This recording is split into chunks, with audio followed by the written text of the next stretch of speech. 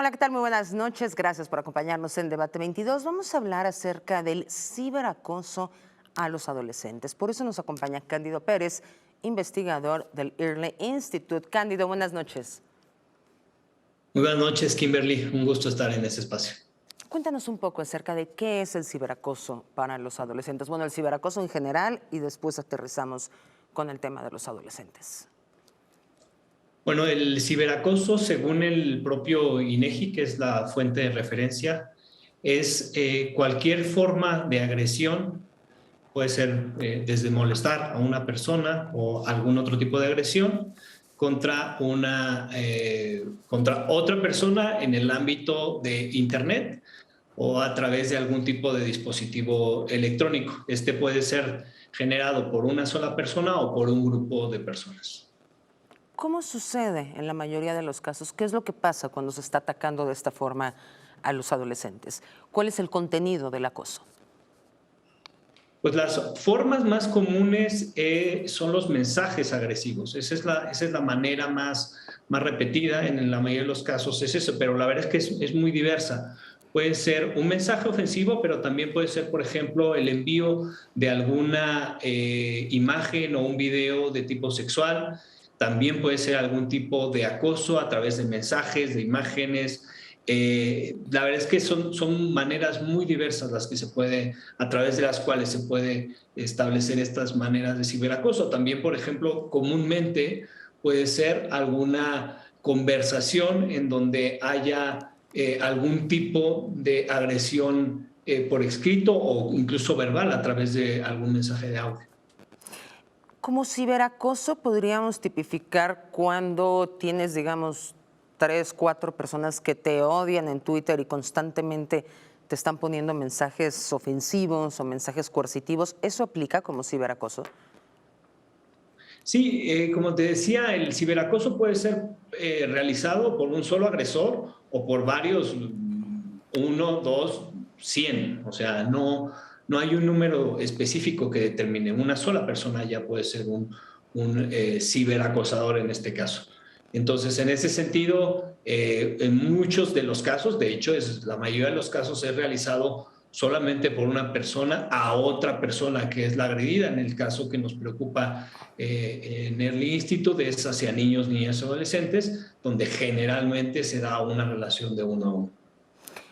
¿Cómo poderlo prevenir? Porque sabemos que cuando un niño, cuando un adolescente, pues entra en la web, es territorio casi libre, ¿no? O sea, ¿cómo prevenir que un adolescente tenga su cuenta de Facebook o de Twitter y que no lo estén acosando? Mira, nosotros desde Early Institute generamos una iniciativa que se llama Alumbra.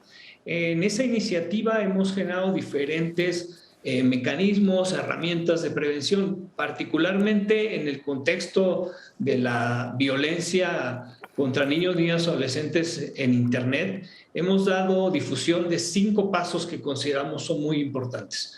Esto sobre todo lo mencionamos o nos dirigimos a papás, mamás, cuidadores, a otras personas, profesores, otros que juegan un papel muy importante y cercano con ellos. El primer paso de prevención es conocer y hablar con los hijos e hijas sobre los riesgos que hay en Internet. El segundo paso es mantenerse involucrado en ese mundo digital, porque sabemos que desgraciadamente en muchos de los casos los papás son totalmente ajenos a la actividad que están realizando niños, niñas y adolescentes en el mundo de Internet y por lo tanto también conocer con quienes se conectan. En el ámbito offline prácticamente consideraríamos inadmisible que un niño o una niña tenga un contacto con una persona, sobre todo cuando es una persona adulta y nosotros como cuidadores o responsables de ese menor no supiéramos quién es, pero en el ámbito online se da con suma frecuencia. Entonces ese es un punto muy importante. Y otro muy importante es controlar la privacidad y la seguridad. Prácticamente todas las plataformas, los buscadores, las redes sociales tienen medios de restringir o de fortalecer la seguridad para la navegación en ellas. Y finalmente el paso que nos parece muy importante, que es bloquear y reportar cuando suceda alguna situación de violencia contra niños, niñas, adolescentes en el ámbito de Internet. ¿Qué hacer cuando ya ocurrió la violencia, cuando es un victimario que sigue molestando a esta persona? Porque siendo realistas, son muy pocos los padres que se ponían a controlar qué veía o qué no veía un joven, porque ni siquiera saben cómo utilizar bien estas herramientas. ¿Qué pasa cuando un muchacho que nos esté viendo dice, llevo 2 meses que el mismo individuo me está acosando? ¿Con quién puede acudir? ¿Qué puede hacer? Bueno, la respuesta clara serían principalmente dos mecanismos. El primero de ellos es la autoridad. La forma más rápida es a través del 088, que es recibido por la autoridad cibernética. Existen en México diferentes policías cibernéticas y también está la Dirección General Científica, por ejemplo, de la Guardia Nacional. Este es un mecanismo, pero desgraciadamente nosotros, de hecho, a propósito, dimos a conocer un informe sobre violencia contra adolescentes en Internet, y uno de los datos que nos llama la atención es que se denuncia muy poco, alrededor del 1% de los casos se denuncian. ¿Por Por qué? ello también, sí, perdón, Kimberly. ¿Por qué? ¿Por qué solo el 1%? Hay diferentes razones. Uno, porque muchas veces no se sabe que se está siendo víctima de un delito.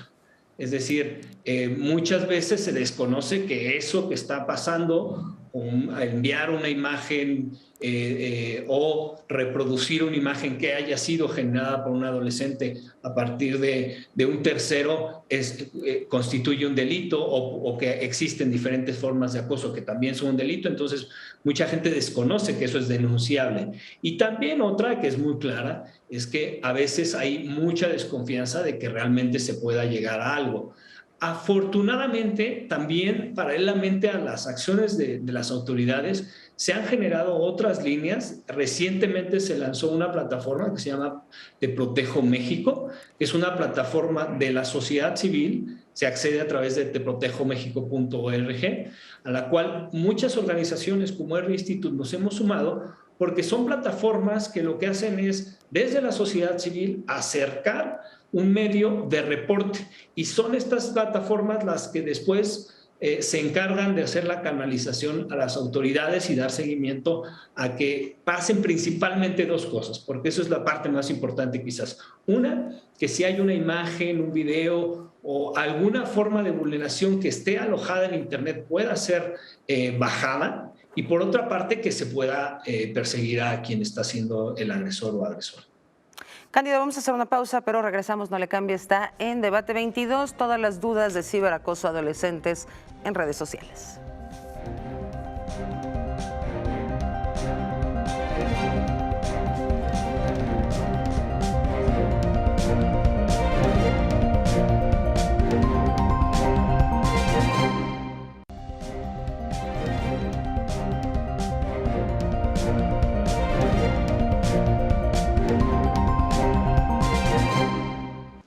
Estamos de regreso, nos acompaña Cándido Pérez, él es investigador del Early Institute, estamos hablando del ciberacoso adolescente.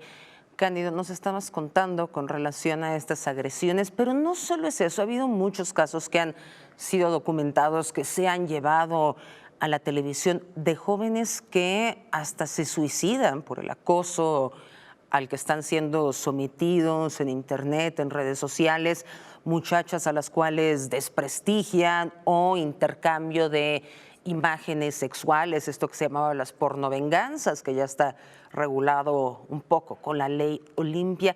¿Cuáles son los datos que ustedes tienen en cómo se dividen estos ciberacosos?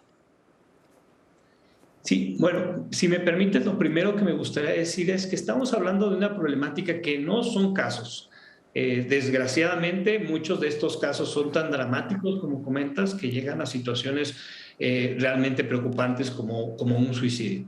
Pero el ciberacoso en nuestro país es un fenómeno sumamente generalizado. En el informe que nosotros trabajamos desde Early Institute, damos cuenta de que una de cada 4 adolescentes, hombres y mujeres, está sufriendo algún tipo de ciberacoso. Entonces, estamos hablando, de hecho, en términos de números brutos, de alrededor de 3 millones de adolescentes que sufren algunas de estas formas. Una de las prácticas quizás más comunes son los mensajes ofensivos. Esa es una práctica desgraciadamente muy generalizada, se da en muy altos porcentajes, pero también en muchos de los casos se da también, por ejemplo, ese tipo de agresiones que están más relacionadas a lo sexual, ¿no? Por ejemplo, los mensajes ofensivos ocupan alrededor del 40% de estas formas de ciberacoso, pero el envío de contenido sexual, dígase imágenes, videos u otras o gráficos, ocupan casi el 25%. Y las insinuaciones o propuestas sexuales ocupan también casi el 25%. Entonces, estas maneras son sumamente significativas, no son aisladas y no estamos hablando solo de algunos casos. ¿Están tipificados jurídicamente? Desgraciadamente en nuestro país muy pocos estados tienen contenido al ciberacoso dentro de sus códigos penales estatales. Solamente 5 estados tienen esto y de hecho qué bueno que lo comentas, porque esa es una cuestión pendiente tanto a nivel federal en el Código Penal Federal o lo que se derive de él en un Código Penal único, pero también es una deuda pendiente para el resto de los estados. Evidentemente, perseguir el delito cuando no está tipificado dentro del estado, pues es mucho más difícil. ¿Qué pasa en otros países? Por ejemplo, Estados Unidos, ¿están más adelantados en materia jurídica para tipificar estos delitos? Sí, en otros estados hay consideraciones que son más de tipo nacional. Aquí, pues evidentemente somos una república y hay muchos avances que tenemos que hacer a nivel local. Sí me gustaría hacer énfasis, Kimberly, que gran parte de la prevención y de la atención de esta problemática de ciberacoso va más allá de la parte legislativa. Evidentemente la parte legislativa es una parte muy importante, pero gran parte de los esfuerzos que se han generado en otros países tiene que ver con activar lo que hemos considerado y denominado como tal así desde la comunidad Alumbra, es la responsabilidad colectiva. Es decir, estamos hablando de una problemática que requiere, si bien de la actuación del ámbito legislativo y del ejecutivo, es muy importante también la activación de esta parte más social, ¿no? De los cuidadores, de los papás, de los mamás, que deben informarse y que deben ser los primeros guardianes para que esto no ocurra. Pero ¿qué porcentaje de estos padres, por ejemplo, no tienen el acceso, no tienen las herramientas o simplemente no lo entienden porque están desfasados generacionalmente? Sí, precisamente, desgraciadamente, creo que tenemos que avanzar muchísimo en ese sentido. O sea, gran parte de la problemática tiene que ver con el inmenso desconocimiento que tienen de prácticamente todo lo que ocurre en el mundo digital de las hijas y los hijos. Por mencionarte un caso, hace unas semanas en el informe dábamos a conocer precisamente un caso en donde hubo una situación de suicidio. Y una de las primeras cosas que la mamá nos dice es, yo fui la primera sorprendida cuando accedí a su teléfono, a su celular, una vez que ya se había suicidado mi hijo, Si por verlo, lo sorprendente pudieras, por lo que encontró ahí. Cándido, si pudieras ampliarnos un poco este caso, obviamente manteniendo el anonimato, pero para que nuestro auditorio entienda un poco de qué se trata. O sea, ¿qué pasa para que lleve a una persona al suicidio el ciberacoso? El ciberacoso generalmente es un proceso. Es un proceso a través del cual, en el caso de los niños, niñas, adolescentes, pueden ser, eh, digamos, objeto de algún tipo de agresión por un total desconocido o por un conocido, que puede iniciarse a través de una conversación muy simple, a través de una red social, por ejemplo. Uno de los casos muy comunes, y en este que te comento, fue un chico que es contactado por una persona a través de una plataforma de Facebook, y en esa plataforma lo que hace este chico es aceptar una invitación de amistad, y a partir de aceptar esa invitación de amistad, esta persona no era un perfil real, era un perfil que aparentemente era un perfil falso, pero que había alguna información donde se compartían ciertos gustos y ciertas afinidades. Bueno, a partir de esa situación empieza a generarse una conversación.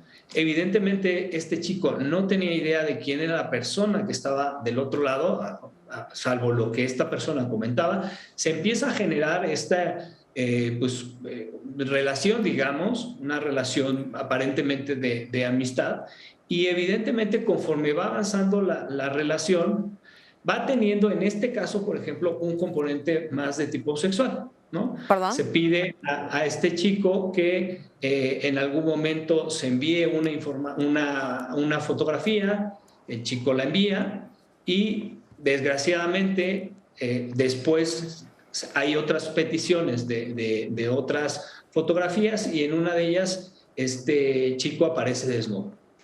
A partir de que esa información se envía, empieza lo que se llama sextorsión, que es, cambia ya la relación que existía entre estas dos personas y se vuelve una relación en la cual una persona extorsiona a este chico diciéndole que estará esta imagen o esta fotografía en diferentes plataformas de redes sociales y en diferentes sitios de internet, y a partir de ahí empieza una serie de chantajes y demás que desgraciadamente pues son insostenibles por este chico, y acaba siendo una situación totalmente descontrolada y bueno, pues se suicida.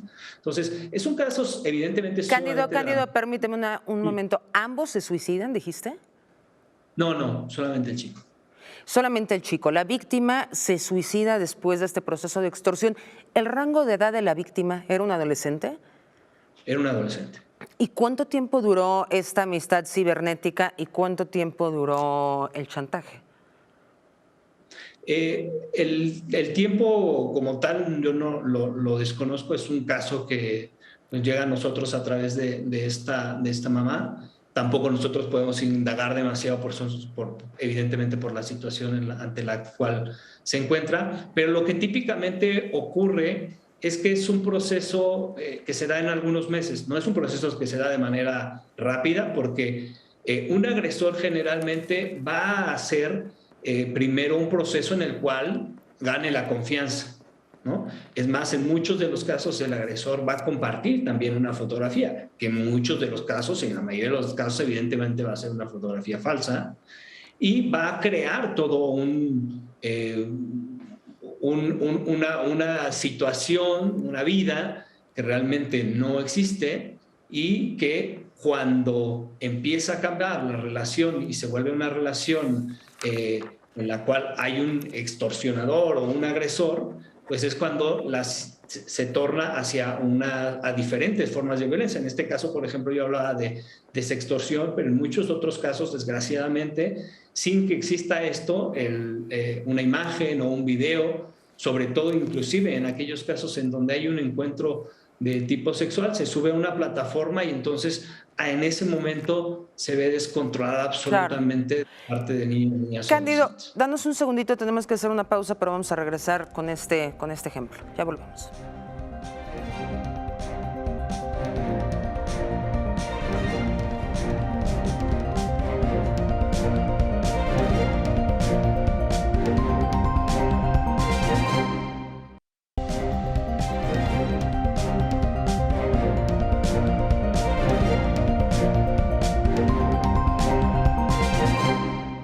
Estamos de regreso con el investigador Cándido Pérez. Nos estaba hablando acerca de este caso en particular donde un adolescente se suicida después de que hay una extorsión con alguien en el mundo digital.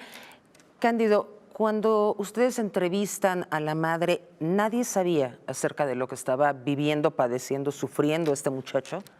¿No pidió ayuda? Desgraciadamente no.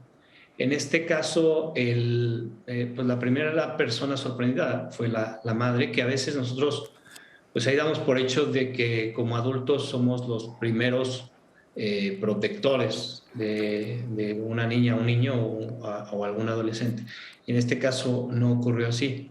Sí me gustaría hacer énfasis en que, desgraciadamente, en muchos de los casos que nosotros hemos documentado, se dan situaciones como esta, pero también en otros casos se dan situaciones en donde la persona, el agresor o la agresora, es una persona conocida. No estamos Una hablando expareja. necesariamente una expareja, puede ser un amigo, una amiga, un compañero de clase, que en algunos de los casos, estos casos, como te decía, han sido ampliamente documentados, generalmente suelen tener algún tipo de componente sexual, no necesariamente porque hay diferentes formas de violencia en el entorno de Internet, pero uno de los más preocupantes son los que se refieren al contenido de tipo sexual, en donde se da un fenómeno que es clave, y aquí esta es una cuestión que nos parece muy importante hacer énfasis.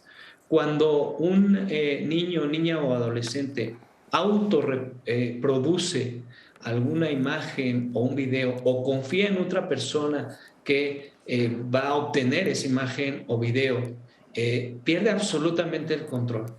Ese fenómeno, por ejemplo, el del sexting, es un fenómeno muy preocupante en el caso de los adolescentes Claro. porque muchos de los casos se da entre pares, es decir, no hubo un engaño inicial, sino hubo confianza en la otra persona, pero una vez que esta imagen, este video transfiere o se envía a otra persona, se pierde absolutamente el Es control incontrolable. y es absolutamente incontrolable. Cándido, casi se nos acaba el tiempo, pero no quisiera dejar pasar varios puntos. En el ejemplo que nos pusiste, ¿se atrapó al victimario? ¿Se sabe quién es? No, el caso sigue en proceso, aún no se atrapa a la persona. Eh, ¿Difundieron al final el material del cual estaban amenazando al joven? Se difundió una imagen que fue la imagen la propia víctima pudo ver en internet, y bueno, pues sí hubo alguna forma de difusión. Ojalá que llegue la justicia para este caso. Hablando, Cándido, de jóvenes de 15, 16, 17 años, la mayoría tienen un teléfono móvil. ¿Cómo hacen los padres para saber qué está haciendo este joven? Porque tienen cuentas de Facebook, de Twitter, que ni siquiera los padres saben que las tienen. O a veces tienen la que ve la familia y tienen otra para los amigos. En la realidad, ¿cómo poder acercarnos y vigilar a estos jóvenes? Prácticamente en todos los casos o sea, una de las cosas que nosotros no aconsejamos de ninguna manera es establecer prohibiciones, por ejemplo, ¿no? Las prohibiciones no dan resultado. Los niños, niñas y más aún los adolescentes encuentran formas de evitar que alguna prohibición surta efecto, ¿no? Lo que más se recomienda es el acompañamiento. Evidentemente, sobre todo cuando estamos hablando de adolescentes, en muchos de los casos se forma una especie de burbuja alrededor del celular a la cual los papás, las mamás, es muy difícil que entren. Lo que nosotros hemos visto, sobre todo a través de la literatura científica y de lo que se recomienda en general, es que exista una comunicación lo más abierta posible. En muchos de los casos, por ejemplo, un papá o una mamá va a ser totalmente imposible que sepan quiénes son sus amigos en una red social de un adolescente. Empezar por ahí es un pésimo consejo. Lo que nosotros sí primero aconsejamos es hay que enterarse de cuáles son esas redes sociales que tiene el hijo, ¿no? O la hija. ¿Cuáles Una son? complicación Puede ser. histórica, ¿no? Poder entrar en la privacidad y en la mente de un adolescente.